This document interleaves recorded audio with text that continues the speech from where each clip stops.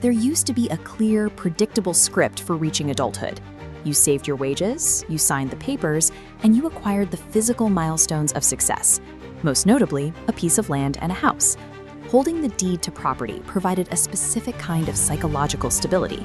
It meant that no matter what happened with your job or the broader economy, you had a secure, permanent anchor that belonged entirely to you.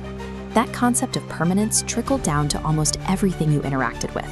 You bought the television, you bought the video cassettes, and you kept them in your living room for as long as you wanted.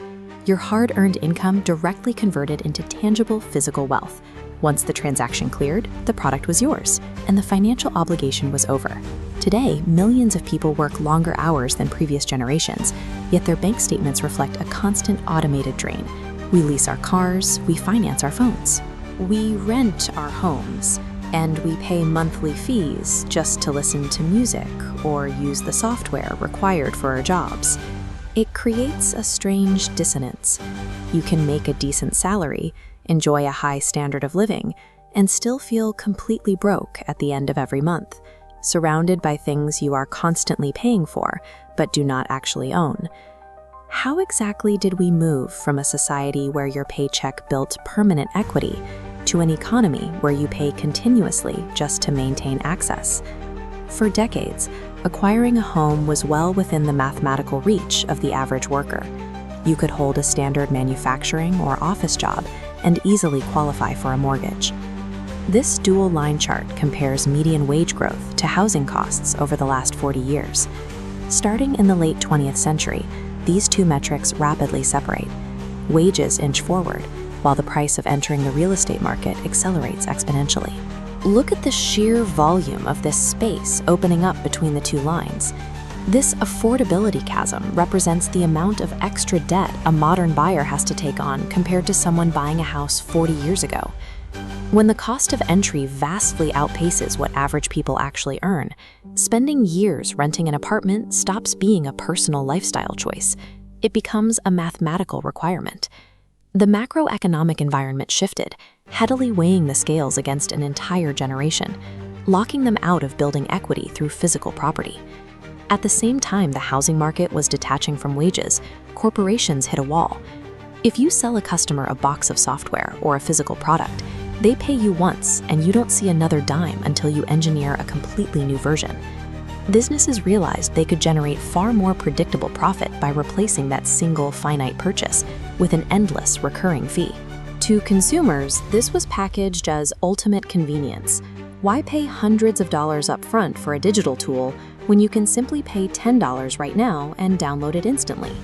Consumers adapted, and the models spread to everything. Film and television vanished behind paywalls. Car features became subscription add-ons. Cloud storage, food delivery, fitness equipment, all migrated to mandatory monthly installments.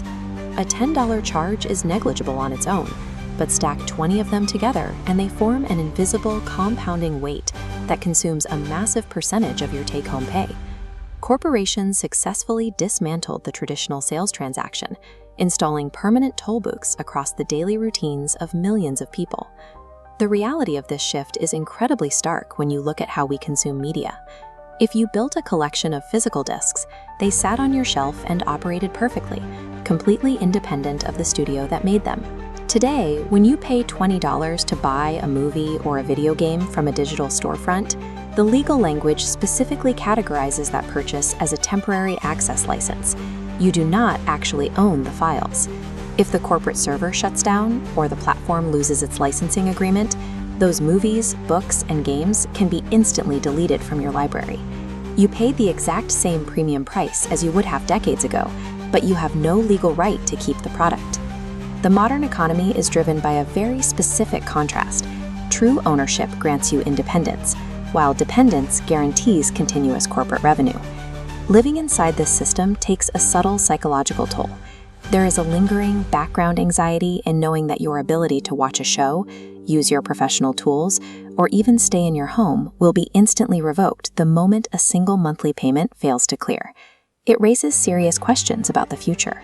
How exactly do you retire comfortably when you never pay off a house, never fully hold the title to your car, and have to rent your entertainment until your final day? A society optimized entirely around maintaining temporary access eventually prices its citizens completely out of financial